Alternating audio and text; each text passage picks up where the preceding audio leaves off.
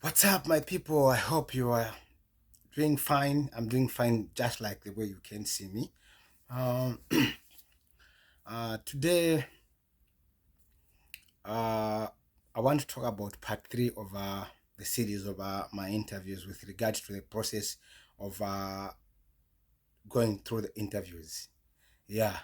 So last time my video ended on after the interview at the embassy. So that I can drive you properly, I'm gonna start in the interview. Yeah. So af- after the interviews are done, we were given a receipt that allow us to be able to collect the visas at the embassy. Normally they put a date. So like in our case, we had the interviews on a on a Tuesday, and then I was told, or we were told to come on Thursday, Thursday afternoon. So normally you are required to come with an ID, that is your NRC, because mostly the passport you leave them that side, so that they can put the visas inside. So you come with your NRC and that receipt they give you that you should come to collect. You also required to come with a second notification letter, so that those people, they know, they're able to identify, say you didn't forge to come that side. So after you are just patiently waiting for the date for that date to come, and you are free to do what you're trying to do. You are doing your errands, trying to scout for money. After your visa been approved and you're waiting to collect them, it gives you an edge to look for money, because now you're very sure that you've been guaranteed the visa, and the visa can, you're just waiting to receive them in your hands. Yeah. So when we were assured, because we got the receipt to come and present when collecting the visas, we became so much busy because we needed the money. How do we get the money? We tried to talk to friends on all other sources of avenue on where we can get the money. But you see, because of our culture in Zambia, Africa, the money is difficult to come by. And if someone cannot give you any money, there'll be no need of you holding a grudge against them, because they literally, people don't have money. So now, when day came, when that day comes, you upon being assured that you correct your visa, you now need to sign. You need to try to arrange on the flight. Which flight is the cheapest? Or how do you source the money for you to be able to board to buy the ticket? Yeah. So we tried to look for. We started now going online, trying to start doing research on the availability of the cheaper air ticket. But before that, we had to pay for the green card, so that we don't have pressure. Once we land in the USA, we are able to receive the green card. So what you do, uh, there is also a website where you now have to log in the details of those people whom are supposed to pay for whoever is going with you in the USA. So what we did, we waited for the visa to be given to us. After receiving those visas, now we went online again, trying to make my payment for the green card. We didn't want them to take long to get to receive them, because we wanted them so that it's easy when you have those documents in your hands. So now what we did, I logged in into the system, and now we're trying to make some payment for the green card. So per green card, each person is supposed to pay $220. So you multiply by the number of people who are going with you. And then when you find that figure, you have to put that money into an account, because you have to use a visa to pay. Yeah, so what you do, you log into the system, you start now adding the names. You the main applicant, you'll be the one on top, because you are the main applicant. You are the one on top. You first input your details, You put the second, if you're married, you put your wife's details, then you put all your children's detail. After filling in those online form, you're able now to submit. But before you submit, they will need you to verify if the information that you've put is actually true. Yeah, you put, after you verify, you can now go ahead and submit. Then there will be a part where you need to put your visa details, that is the account number, the expiry date, and that number, that three digits are the one you put to allow you to make a payment. Upon payment, if it's accepted by the system, you'll be able to receive a receipt. You print that receipt, because you might need to be able to track your green card.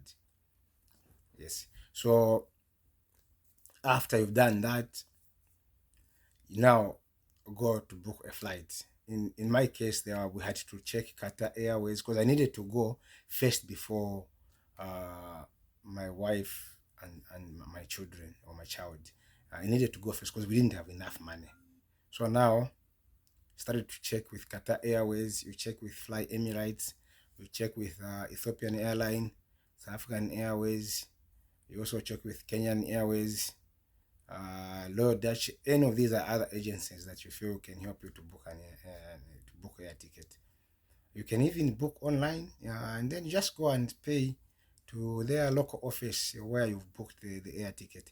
But the part that you need to be very careful when you want to buy the air ticket is you need to time. If you want to go as soon as possible, the air tickets are very expensive, because you've booked in a short period of time. The air tickets are very expensive.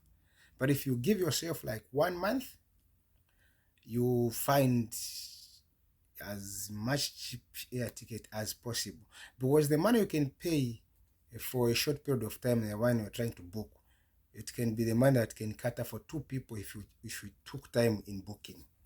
So you also need to understand those aspects so that you don't spend a lot of money. Moreover, you're going into a foreign country, and then you have to have some dollar with you, so that in case things get bad, you can use the small resource amount of money you have. So if you normally the visa is given a period of 6 months. So you look to say, okay, if I don't have enough money, how possible can I manage, or how can I manage to go with these people? If you feel that you cannot manage to go with your family, you book maybe 1 month before, so that you charter a flight ticket, you buy a cheaper ticket, and then you fly. So now, because where you're going to the States for the first time, maybe you've never been that side, you've never been to the States, you've never been here, and you don't know how to maneuver around. So now you need to be communicating with that person who's going to receive you as your host that side. Yeah. So now what you do, these big airports, they've got a free Wi-Fi, and even this big plane, they've got free Wi-Fi. You can be up there in the air, and you're able to communicate with your host, so that you need to keep them updated. Say, right now I'm at such a position, so that if they need to start off from home to wait for you at the airport, they'll do that.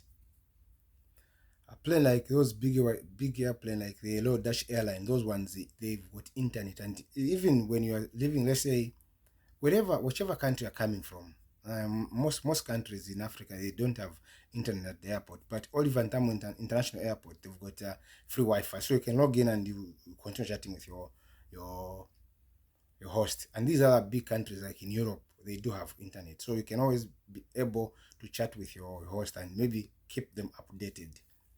And then when you land,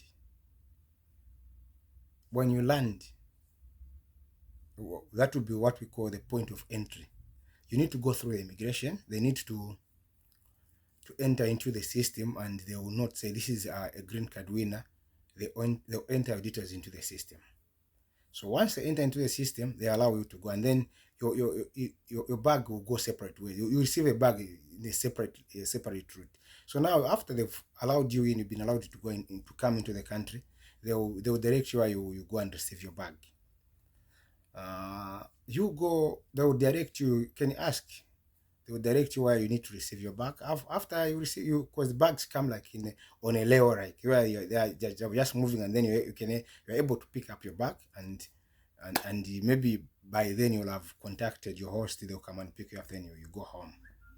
So that is the procedure that you have to undergo when you're flying from anywhere in the world. And one important thing is these airports are so much big that where you'll be landing from and where your bag is, it's a distance. Some you even need to jump on a bus or a train to go to access your bag. So you just need to follow those people that you are with. They're equal. They are some they travel a lot and they know the procedure on how to go about collecting the bag. So just follow those people. Eventually, you get to where your bag are, and you collect your bags. So you don't need to fear. Just ask. Be a free person. Don't fear, because mind you, you'll be here in the States alone, and you'll be going into those companies where the accent will have an effect on you. You cannot talk to them freely because they won't be understanding on what you're saying. So you just need to be real. Tell them, say, you're too fast. I can't get what you're saying. Tell them to if it means repeat what they've said, they just need to do that, because you can't manage to work in an environment where you don't understand anything. You need to be able to talk to them and make sure they also understand what you are saying. So those are the few words I had for you guys. Don't forget to subscribe to my channel. It's called To The End TV. I'll post the link down there. Then you can also make some comments. If you didn't understand on what I said, just make some comment. I'll be able to clarify. Don't forget to like. Don't forget to hit the notification bell so that once I upload a new video, you get a notification bell. Thank you so much, people. Watch out for the next one, because the next one, when I landed and how my host received me and how I'm staying, and the next one after that one, it is the employment aspect, how I've been trying to find some jobs. Thank you so much. I love you.